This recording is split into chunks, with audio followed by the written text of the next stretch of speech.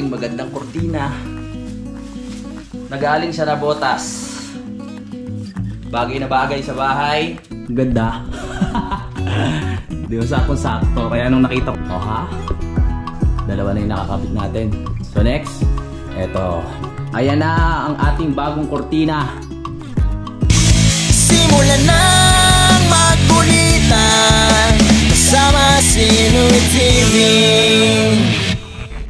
Magandang araw mga kapanalig. Welcome na naman sa Kampanalig at welcome na naman po sa aking vlog. Ngayong araw na ito, magkakabit po ako ng kurtina dito sa bahay, no? Kasi po merong kurtina doon sa Nabotas at hiningi ko kay Budang. Kasi hindi naman nagagamit, no? Nakastock lang doon sa may aparador. At nakita ko siya habang nag-aalongkat ako. Bagay na bagay dito sa bahay mga kapanalig. Ito po yung design noong kurtina na kinuha ko. Meron siyang mga dahon-dahon na kulay green. Tapos, kumbaga talagang nature din mga kapanalig, no? Kaya excited ako na ikabit dito sa mga bintana para makadagdag din ng ganda dito sa loob. Kasi pag may kurtina, feeling safe ka talaga mga kapanalig kasi nga may harang, no? Kasi pinsan, pag walang kurtina at open lang nakatulad na ganyan, minsan may isip mo na parang may nakatingin sa'yo, lalo na pag gabi, di ba? Ayun, nakakaharang din siya sa liwanag. Siyempre, alam naman natin yun, lalo na pag ganyan, pag tanghali, kung nanonood tayo ng TV, walang reflection na mapupunta sa TV, makakanood tayo ng maayos. At ayun, wala tayong naubusan na pala tayo ng tawag dito, alambre. So gagawin ko kawayan na lang tapos pako. Bali 3 pako tapos kawayan na lang yung ilalagay ko dito. Meron ako nakitang kawayan doon sa gilid na magagamit natin to. Ilan ba yung lalagyan natin? 1, 2, 3. 3 lang naman dito eh. Tapos sa loob ng kwarto, 5. Bali 5 bintana. Yung doon sa likod hindi ko nalalagyan to kasi anong ilalagay ko diyan? Tolda muna mga kapanalig, no? So ito na yung gagamitin natin. Hatiin ko lang to sa gitna, tapos papaliitin para ayun na yung pinakasuksukan ng kurtina natin. Sakto naman to eh. Matagal na nakastak itong kawayan sa loob ng bahay. Ngayon magagamit ko na siya para sa kurtina. O sobra din, pwede. Perfect. Lagariin muna natin yung mga dulo nito para pumantay at magandang tingnan.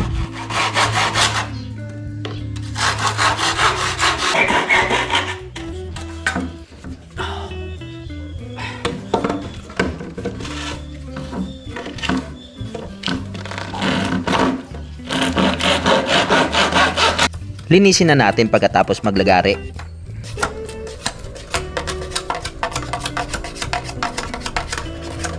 Yung tuyo na tong kawayan na to kaya maganda nang gamitin.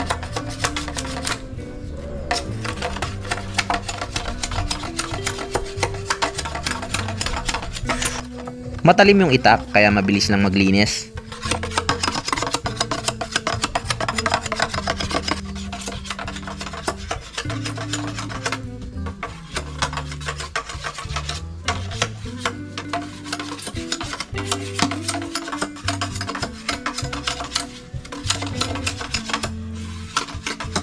Hatiin na natin sa gitna. Konti lang naman yung kailangan ko dito sa kawayan.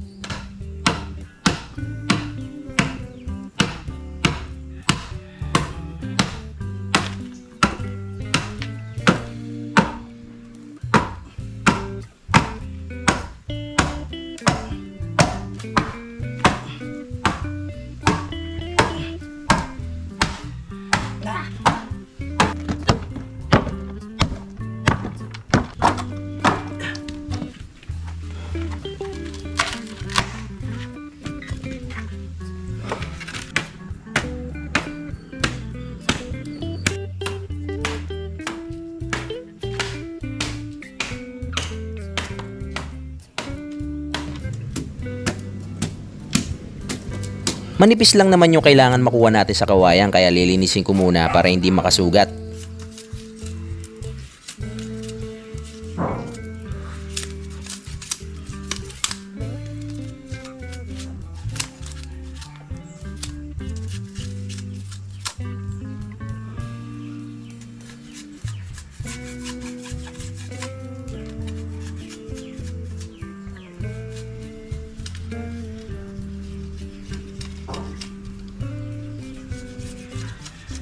Natapos ko na rin yung paglilinis. Nakagawa na tayo ng 3. Ito maigsi para dito sa may pintuan, no?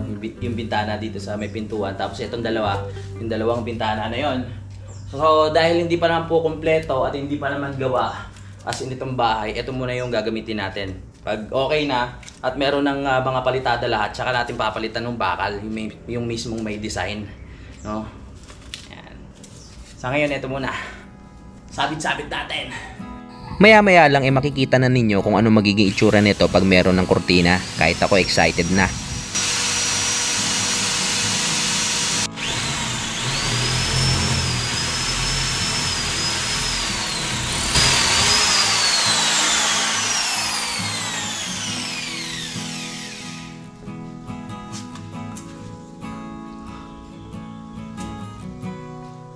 Pati yung gitna ilagyan natin ng pako para hindi siya nakalundo pag meron ng kurtina.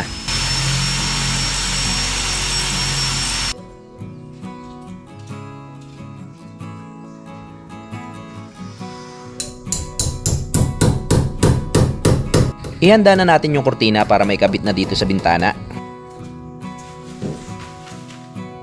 Ang ating magandang kurtina nagaling sa Nabotas. Bagay na bagay sa bahay. Nature. Kapag sa gabi hindi na tayo basta-basta maiilang na baka may sumisilip na ewan. Masyado naman takot, no?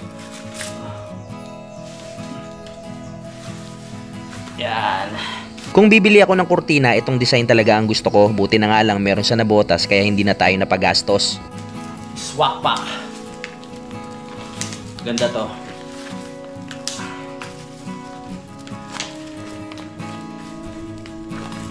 Let's go! Tignan natin! Tignan nga natin kung babagay.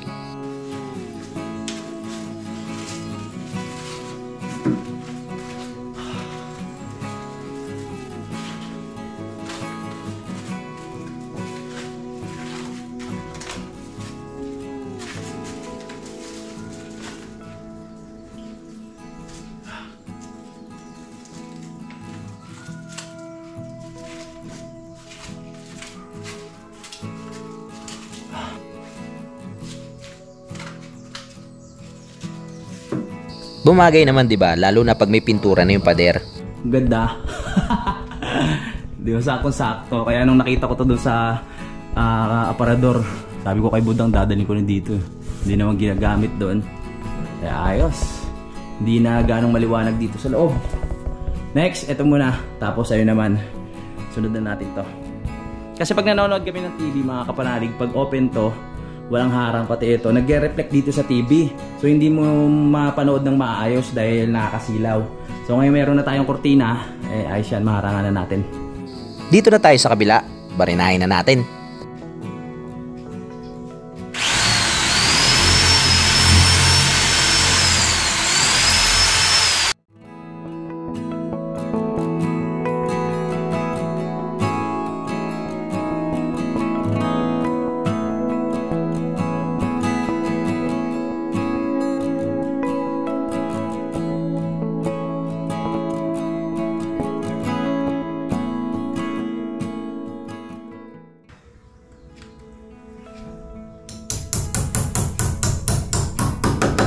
Ihanda na ulit natin yung kurtina para dito. Yan na. Kurtina again. Isa lang kasi maliit lang yun eh.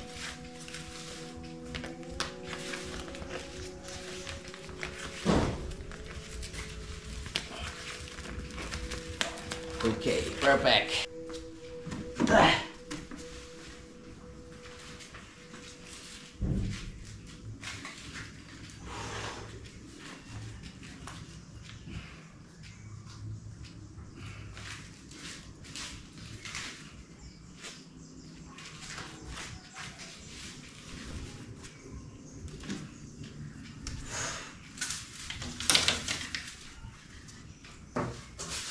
O ha? Dalawa na yung nakakabit natin. So next, eto. Ganda rin, no? Bagay sa bahay, lalo na pag nakumpletong palitadahan to. Tapos mayroon na pintura yung bahay. Tapos meron na tayong Cortina na katulad niyan. Naku po, lutang na lutang, ang ganda. Tiyempong-tiyempo talaga yung design nung nung cortina. Pagkakaalam ko, tinahito ng kapatid ni Dang, tapos binili ni Dang, kinabit sa bahay. Tapos nagpalit ng ibang design, hindi na nagamit. Kaya dinala ko na lang dito. Hindi ko na binidyo yung iba kong ginawa, tulad na pagbabarena. Baka kasi nagsasawa na kayo, kaya rekta na tayo sa paglalagay ng kurtina.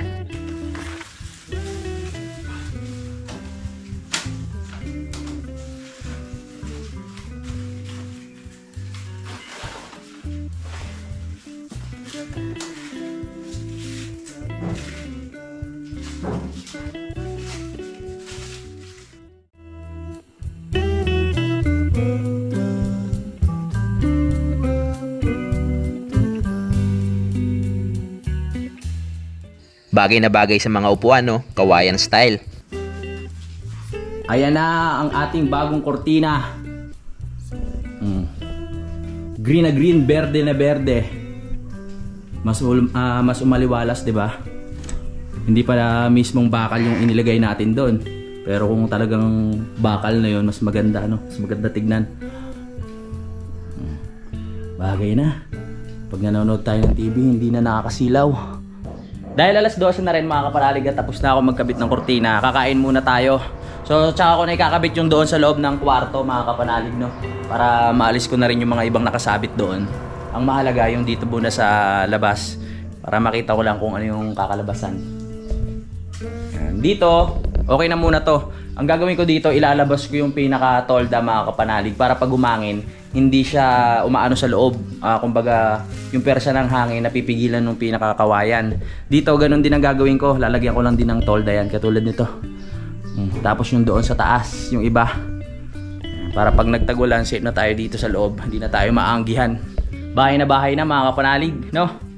Basta pagpasok ng Burmans mga kapanalig, mga September, sisikapin ko na mapasimulan ulit itong paggawa ng bahay. Hindi man matapos, meron tayong magagawa ulit, no? Katulad nga nung lababo at pagpapalitada dito sa loob. Ayan, para maunti-unti na natin. Pagpasok ng Burmans mga kapanalig, sa ngayon nag-iipon lang ako. Kaya sa lahat ng nag-aabang, hintay-hintay lang kayo dyan. Makikita nyo na kung anong magiging itsura nito pag nakumpleto na. Diyan may harang na, oh. Hindi ka na basta-basta mailang na parang may nakasilip na ganun sa'yo, oh. Kumain na kita, Wal? Oo. Mukha ng bahay. Pagpasok nyo dun, masarap na manood ng TV. Kitang-kita nyo na yung ng Viva Max. Kain muna ako mga kapanalig. Ha? Hindi na nakakasilaw. Talagang tutok na kayo sa bawat eksena. Mukha na talaga siyang bahay. Konti na lang. Mag-isa lang ako kakain dahil nauna na sila kuya at kayumot. Dahil nga busy ako sa pagkakabit ng kurtina, ipinauna ko na sila. Sabi ko, mauna na sila dahil meron pa akong ginagawa. Tinapos nga natin yung kurtina. At ang saya sa pakiramdam dahil nakabit na natin siya ng maayos. Tulad ng inaasahan ko, maganda yung kinalabasan. Kain! Simpleng sa bawat gulay lang ang ulam namin ngayon. Mamalengke pa kasi mamaya pagkatapos ng mga gagawin namin. Perfect.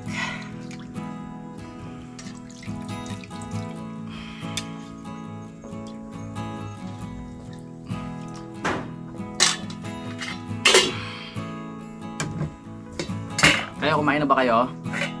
Ang oras natin ngayon ay 12:43 na po mga kapanalig.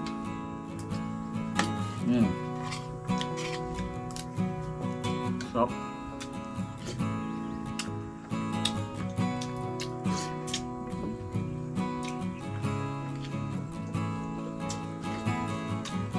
masarap talaga. Tahimik. Habang mag-isa ka kumakain, nakakapag-isip ka ng mga pwede mo pang gawin mamaya.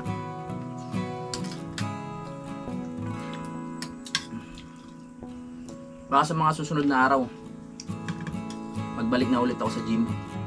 Napansin ko lumalaki na naman yung tiyan ko.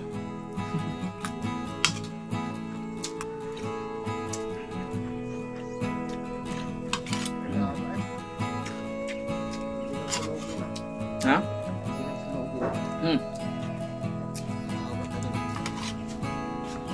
Lantang-lanta. At yung siling, yung labuyo ba yun? Kawawa naman.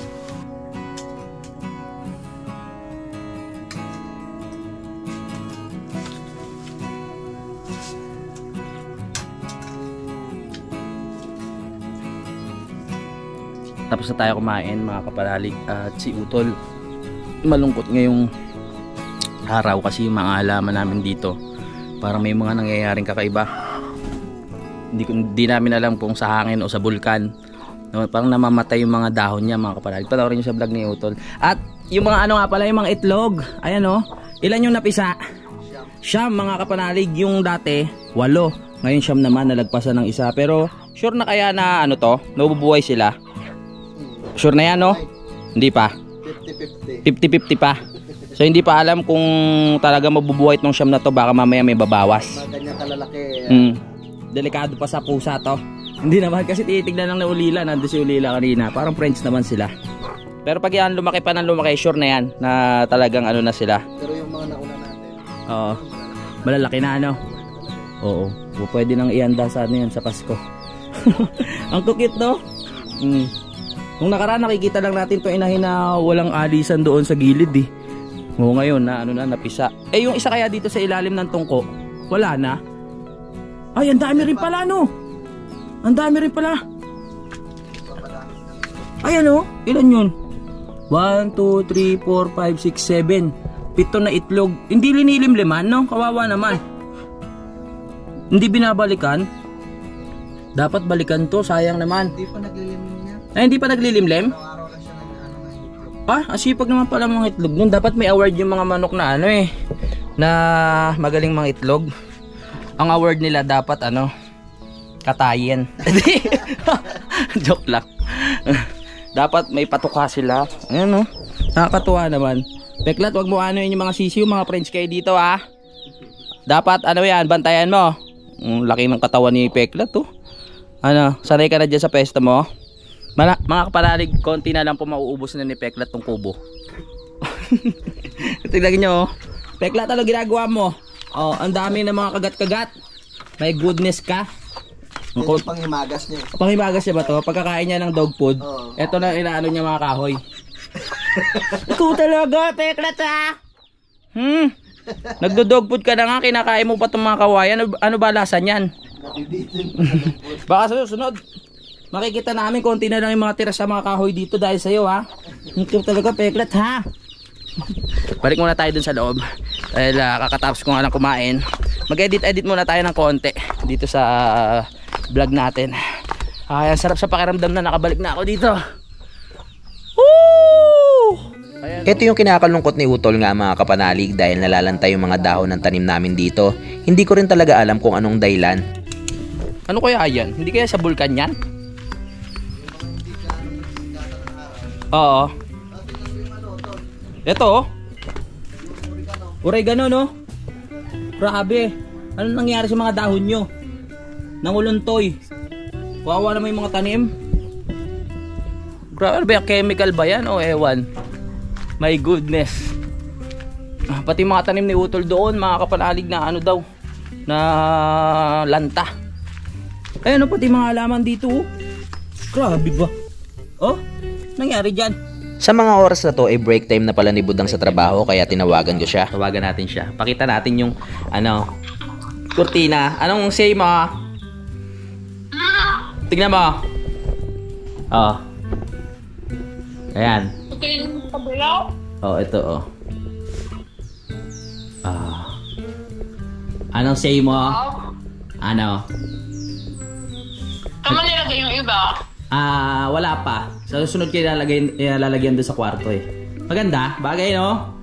Bagay sa paligid. Bagay po. Bagay dito sa may upuan. Tapos yung sa mga art ko. No, tingnan mo. No? Ganda?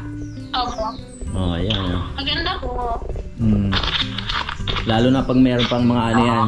May mga palitada na. O kaya may mga ano na tawag dito.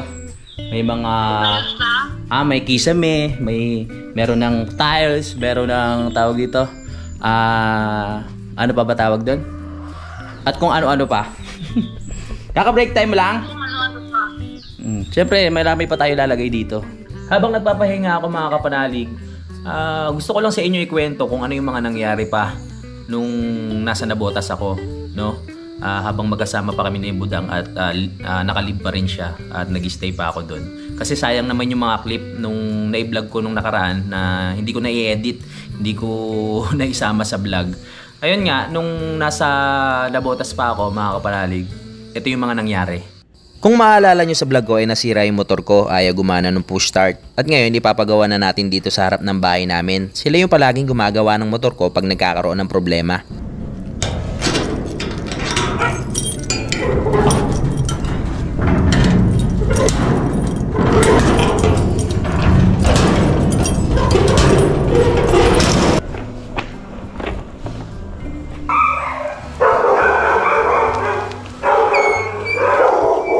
Dito tayo magpapagawa sa Firehawk, yung kumpare ko nga pala yung gumagawa ng motor dito.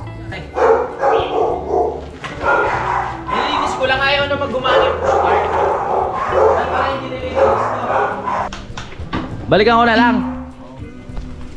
Chong, gising mo lang. O pre. Joey, oh.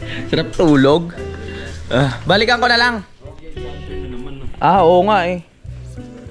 Saan yan? Sa init nung summer, tapos napapabayaan ko sa labas. No? Sa init yan na, Chong, no? Basa. Saan sa basa ba yan? Bali pangalawang palit ko na yan. Oo. So pag pinalitan ko, pangatlo na. Ano ko na lang, pre? Balikan ko. Nagchat na sa akin yung kumpare ko at okay na daw kaya babalikan na natin. Si Moy. Gcash ko na lang, Moy. Wala akong cash, ha? Oo. Pabalik na ako Batangas. Oo. Busy yan pa eh. Salamat, Chong. Okay, Moy. Gcash ko na lang. Anong nangyari? Ano lang? Umido? Sa sobrang alaga ko kasi yan eh. Tira malinis, nagtampo. Nagtampo na eh. Ayaw, no? Gusto pala na ito, lagi marumi.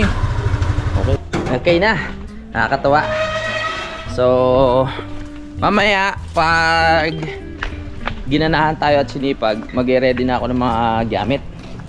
Makabalik na tayo kasi si Kuya at saka si Junjun pabalik na rin sa Lipa. Depende, kausapin muna natin si Budang kung papayagan na tayong bumiyahe mamaya. Baka gusto nyo pang makaisa sa akin, pagbibigyan pa natin. Time check! 11:15 na po ng umaga, magla-lunch na, kaya bibili kami ni Budang ng pagkain doon sa labas. Huy! Nagbablog ako! Gusto mo swali? Copyright yan. Okay na yung yung motor, kaya makakapag-motor na tayo. Tara, bili tayo. Hindi na kami order, kami na mismo ang bibili. Kami na lang mismo ang bibili ng ulam namin sa tansa. Ang sabi kasi ni Budang para may content daw kami. Tama nga naman. Mandar na yung motor eh. Very good. Ay nako, yung mga pusa na yun, meron na naman. Kailangan talaga mabilang ko to ng pambalot. Napakaswerte talaga ng motor ko sa akin. Maalaga.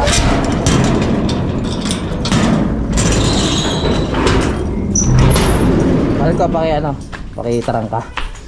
Naku, biglang uminit ah. Alam na lalabas lang tayo, biglang uminit. Total sa lang tayo bibili. Tara na, bilisan mo lang po. Bibili muna ng ulam. Kasi Ate Jing yung sexy naming may-ari ng bahay. Si Andrew wala. Gumagawa. Sipag talaga ni Andrew. Tara muna sa tansa, Budang.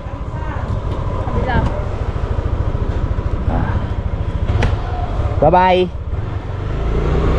Dito kasi sa lugar namin ay merong isang FB page at lahat doon ay nagpo-post ng mga paninda nila. Kaya doon lang kami kumukuha ng mga pagkain na gusto naming bilhin. Pero sa ngayon, kami na nga muna ang bibili.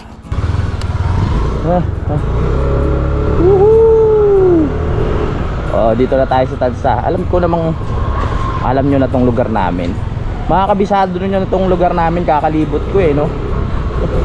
Saan ba tayo bibili ng masarap? Mamimili tayo dito sa tansa sa bilihan ng ulam para masarap yung ating lunch. May dala ba tayong pera? Meron, alright. Dito masarap yung bilihan. Uy! Uy! Yung nagtitinda sa bakery. John, kila Andrew. Dito kami madalas bumili ng pagkain. Masarap kasi ang tinda ditong ulam. May tinda kayong ulam, te? Meron nga. Pili ka na, masarap ulam nila dyan.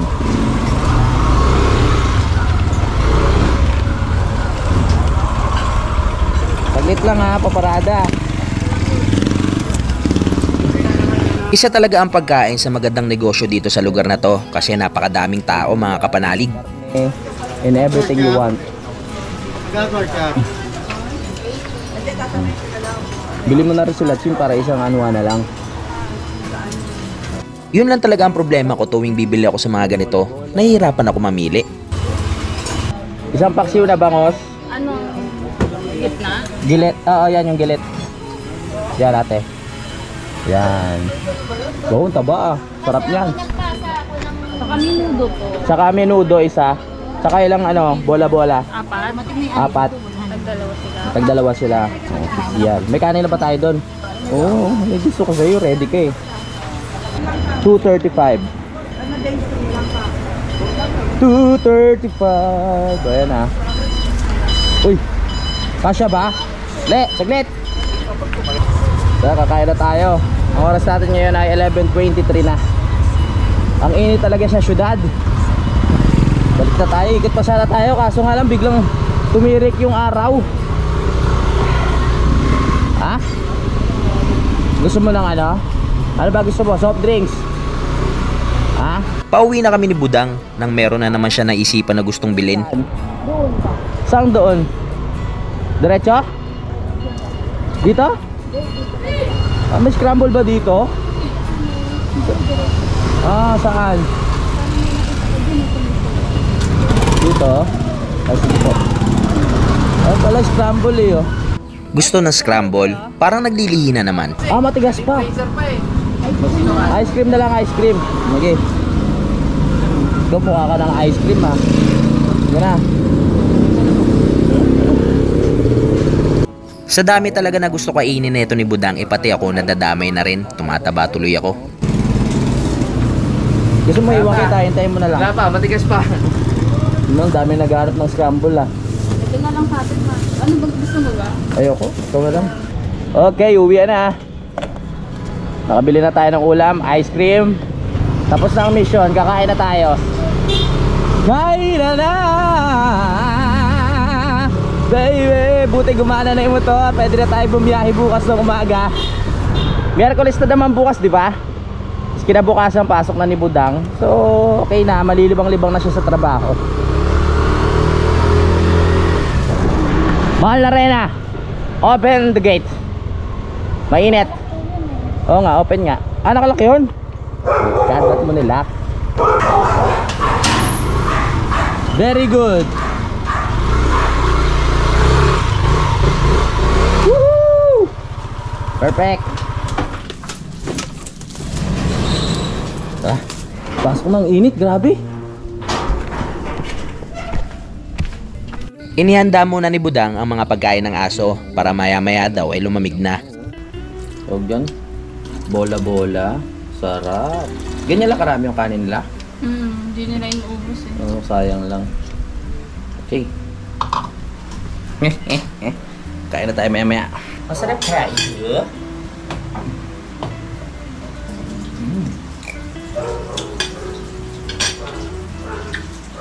Ganito lang umiikot ang buhay namin dito mga kapanalig pag walang pasok si Budang at pag nandito ako. Bumibili lang talaga kami ng pagkain o kaya order para mas mabilis. Dahil nalaman nyo na kung ano yung mga ibang kaganapan dito sa Nabotas, bumalik naman tayo sa Calacat. At ayun na nga po yung nangyari mga kapanalig bago ako bumalik dito sa Kampanalig. Yun, na-share ko lang. Ngayon mukhang uulan na naman dahil madilim ang paligid. Alis pa naman si kuya pupunta ng palengke, bibili ng ulam dahil naubusan na. Ay! Alis na kayo ha! Ingat! Kasama si Junjun. Okay, pagupitan mo na lahat ng buhok niyan. Ingat. Alis na si Utol at si Junjun. Nandito si Tatay Cesar kanina kaso nga lang hindi ko na kausap dahil nag-edit tayo. Ingat kayo ha. Sulat na lang kayo. Sige. Iwan niyo ako dito mag-isa. Kawawa na wala ka. Bisan niyo, wag kayo magpapagabi. Baka mamaya meron akong kasama ditong iba. Bibili muna kasi naubusan na kami ng stock. Bibili muna ng mga isda, gulay at kung ano-ano pa. So Loko ang Kapanalig, pwede ko palang gawin dito kahit anong gusto ko ngayon. Pwede ko manood sa TV ng kung anong gusto kong panoorin. Kala mo talaga, no? Pag naiiwan ako dito mga kapanalig na mag-isa, ayos lang naman. Basta maliwanag pa, excuse me, nasa mid tuloy ako. Basta maliwanag pa, no? Hindi pa nakakatakot. Hindi, sinasanay ko na rin talaga naman noon pa na kung sakaling kailangan nilang umalis, katulad nga nito, na ako mag-isa dito. Lalo na pag sa gabi, kailangan kong masanay. Nasubukan ko na naman yun mga kapanalig. Dahil nga hindi naman palaging andyan sila, may mga kanya-kanyang kailangan gawin, may emergency na kailangan umalis kuya. Kaya kailangan masanay din ako dito. Kaya magkapalagay talaga ako dito ng mga CCTV. Ganyan, doon sa yan, doon sa may banda doon. Yung mga parating na tao, makikita natin. Saan pa ba? Sa kubo. Tapos dito sa harap ng bahay. Ayan. Pag okay na ang lahat, ayusin natin yan.